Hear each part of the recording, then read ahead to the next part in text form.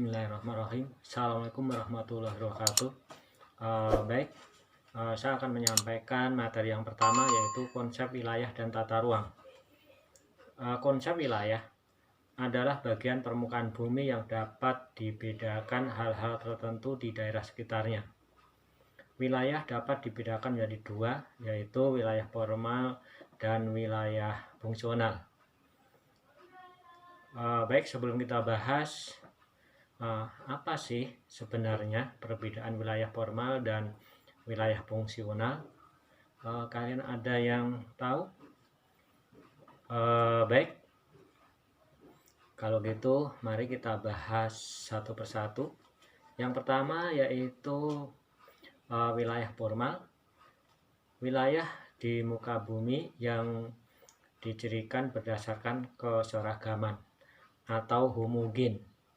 Contohnya kesamaan geografis, kesamaan iklim, kesamaan jenis batuan, kesamaan vegetasi, dan lain sebagainya yang terdapat di muka bumi.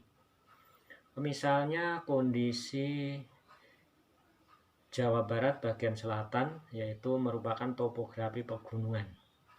Kemudian Jawa bagian utara yaitu dataran rendah. Kemudian wilayah formal yaitu memiliki sifat fisik atau alamiah, seperti daerah pertanian, daerah pegunungan, daerah hutan, atau daerah pantai. Yang kedua yaitu wilayah fungsional. Wilayah yang memiliki ciri kegiatan yang berhubungan dengan pusat kegiatan ekonomi. Contohnya Jakarta, Bogor, Bekasi, dan Tangerang. Wilayah fungsional itu ditandai dengan adanya arus kegiatan transportasi dan komunikasi, sehingga menunjang pertumbuhan dari setiap wilayah. Itu mengenai perbedaan wilayah formal dan wilayah fungsional.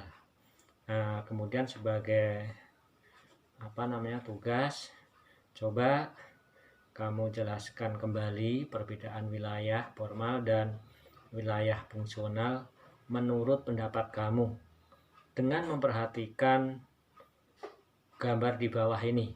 Itu terdapat peta Indonesia, ada peta vegetasi, pantai, yang menunjukkan bahwa itu merupakan sifat fisik atau alamiah yang terdapat di permukaan bumi. Kemudian yang berikutnya yaitu tata ruang. Tata itu kata lainnya yaitu rencana. Jadi rencana tata ruang wilayah. Apa sih sebenarnya rencana tata ruang wilayah itu? Rencana atau penataan suatu wilayah yang dilakukan pada tingkat nasional, provinsi, dan kota sesuai dengan kebijakan pemerintah.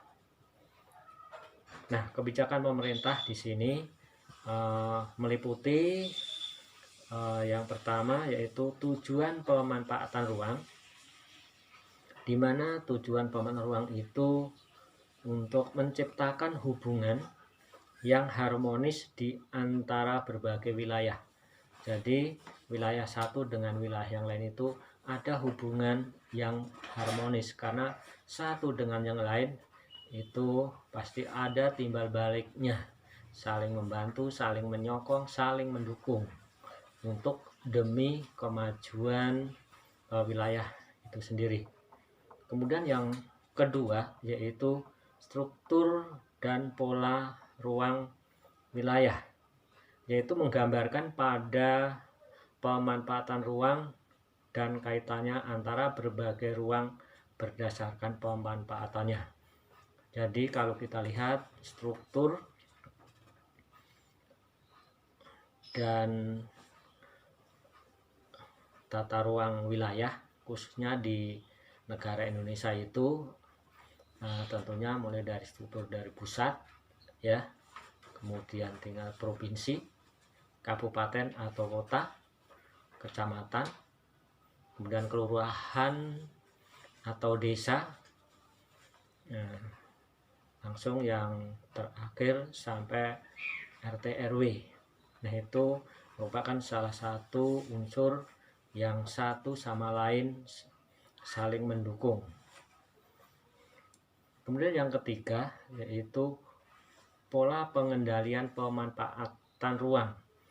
Jadi dalam hal ini tentunya pemerintah punya kebijakan ya dan strategi yang perlu ditempuh agar rencana pemanfaatan ruang itu dapat dikendalikan, sehingga dalam pembangunan dan penataan ruang itu disusun rapi sesuai dengan rencana yang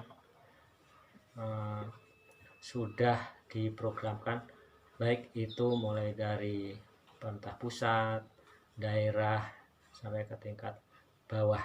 Tentunya sama-sama saling bekerja sama untuk mendukung yaitu penataan ruang sehingga serasi dan harmonis.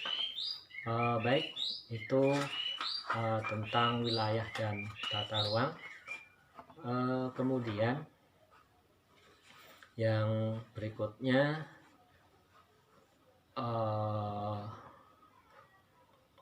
yang ketiga yaitu pusat pertumbuhan. Nah, pusat pertumbuhan ini mungkin akan kita bahas pada pertemuan berikutnya. Terima kasih atas perhatiannya.